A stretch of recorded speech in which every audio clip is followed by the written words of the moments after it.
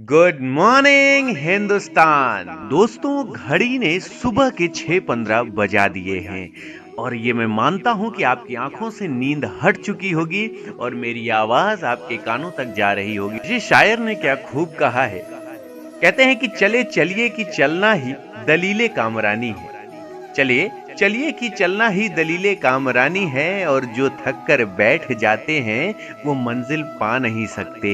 जी हाँ, ये हाफिज बनारसी का शेर है जिन्होंने बड़ी सही बात कही थी। दोस्तों, आज की कहानी कुछ ऐसी ही है। जैसा कि हम हर रोज अपना स्मार्टफोन यूज करते हैं और हर स्मार्टफोन व्हाट्सएप के बिना अधूरा है। क्या आपने कभी सोचा है कि आपका व्हाट्सएप कैसे बना? व्हाट्सएप ऐप को किसने बनाया? व्हाट्सएप की आखिर कहानी क्या है? आज हम आपको बताते हैं कि व्हाट्सएप ऐप बनाने वाले शख्स की क्या रही जिंदगी की उत्साह भरी कहानी, जिसे सुनकर आप भी अपने लक्ष्य को हासिल करने में जुट जाएंगे। व्हाट्सएप को बनाया है 39 वर्षीय जेन कॉम ने। व्हाट्सएप का आविष्कार जेन कॉम के जीवन की कहानी आज की पीढ़ी के लिए बहुत ही उत्प्रेरक और प्रेरणादायक है। जेन कॉम का जन्म फरवरी 24, 1976 को यूक्रेन के कीव शहर में हुआ। उनका बचपन कीव के पास एक गांव फास्तिव में बीता। वे अपने माता पिता की एक लौती संतान थे। उनकी माँ एक हाउसवाइफ और पिता एक मजदूर थे। यूक्रेन के उस गांव में हालात बहुत ही खराब थे। बच्चों के स्कूल में बाथरूम तक नहीं थे। बच्चों को यूक्रेन की 20 डिग्री ठंड में भी बाहर जाके बाथरूम जाना पड़ता था। ऐसे माहौल में टेक्नोलॉजी का तो नामो निशान ही नहीं था। पूरे यूक्रेन में उस वक्त राजनीतिक माहौल बिल्कुल सही नहीं थे। जेन कॉम के माता पिता यहूदी थे और उन दिनों यहूदी अल्पसंख्यकों के खिलाफ नफरत बढ़ती ही जा रही थी। इसलिए 16 वर्ष की उम्र में जेन अपनी माँ और दादी के साथ अमेरिका के माउंटेन व्यू कैलिफोर्निया आ गए। यहाँ अमेरिकी सरकार की मदद से उन्हें 1-2 बेडरूम वाला फ्लैट रहने को मिल गया।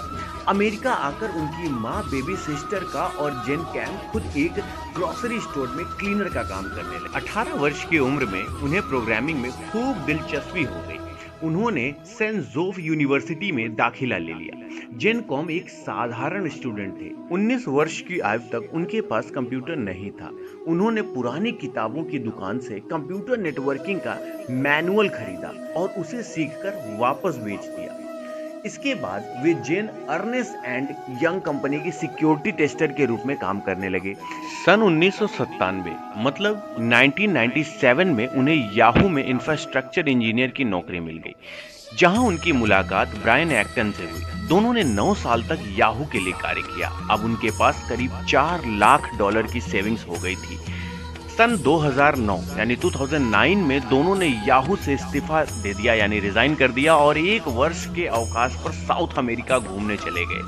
वापस आकर उन्होंने फेसबुक में जॉब के लिए आवेदन दिया, पर उन्हें फेसबुक ने मना कर दिया। जेन कॉम ने एक आईफोन खरीदा। उन्होंने पाया कि 7 महीने पहले लॉन्च हुए एप्पल के ऐप स्टोर्स एप्स की एक नई इंडस्ट्री की शुरुआत होने वाली है। वे अपने दोस्त एलेक्स फिशमैन के पास गए और उन्होंने घंटों एक नए ऐप बनाने की चर्चा की। जेन कॉम के दिमाग में अचानक एक नाम आया, व्हाट्सएप, क्योंकि व्हाट्सएप की तरह था, हेलो की तरह। यह वाक्य अमेरिका में बहुत प्रचलित है।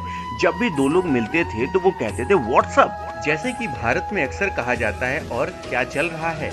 एक हफ्ते बाद जेन कॉम ने फेब 24, 2009 को एक नई कंपनी का गठन किया और उसका नाम रखा व्हाट्सएप INC। प्रारंभ में जेन कॉम और ब्रायन एक्टन ने दूसरे याहू के पुराने कर्मचारियों के साथ मिलकर $2.5 लाख का फंड कंपनी के लिए जमा किया। कंपनी के शुरुआती दिन संघर्ष के थे। उन्होंने एक छोटा ऑफिस किराए पर लिया।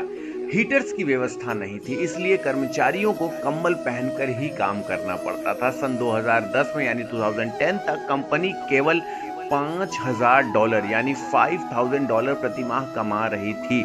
लेकिन सन 2011 में यानी 2011 में जब व्हाट्सएप एप्पल ऐप स्टोर पर टॉप 20 में आ गया, तब से कंपनी की इनकम लगातार बढ़ती गई। सन 2014 यानी 2014 तक व्हाट्सएप का प्रभाव इतना बढ़ गया कि फेसबुक के मार्क जुकरबर्ग ने जेन कॉम को फ्रेंड रिक्वेस्ट भेजा और बाद में फेसबुक ने व्हाट्सएप को खरीद लिया। आज जेन कॉम की संपत्ति करीब $6.8 बिलियन है, मतलब $6.8 बिलियन है और व्हाट्सएप के यूजर्स की संख्या 800 मिलियन हो चुकी है, यानी 800 मिलियन हो चुकी है।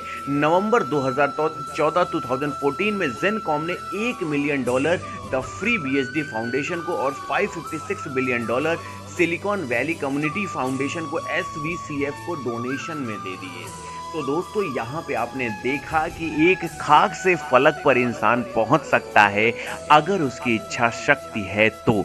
इसलिए दोस्तों हमें यहाँ जॉन से सीखना चाहिए कि हमें दिन दुगनी रात 1000 गुनी तरक्की करने से कोई नहीं रोक सकता, लेकिन हमारे पास जो इरादे हैं वो नेक होने चाहिए, हमारी मेहनत जो है वो दिशात्मक होनी चाहिए। कहते हैं जहाँ चाह वहाँ राह, किस्मत उन्होंने लिखा है, लेकिन इस किस्मत को और भी अच्छा लिखना हमारे हाथ में होता है, हमारे कर्मों से होता है। तो आशा करता हूं कि आज की स्टोरी आपको जरूर पसंद आई होगी और रोज सुबह 6:15 पे मैं अतुल महिंद्राज आपको जगाने आ जाता हूं। तो इसी तरीके से हमारी मुलाकात रोज सुबह 6:15 पे होती रहेगी। So always be happy and enjoy every moment of your life. रोज सुबह जुड़ना ना भूलें अतुल सर के साथ।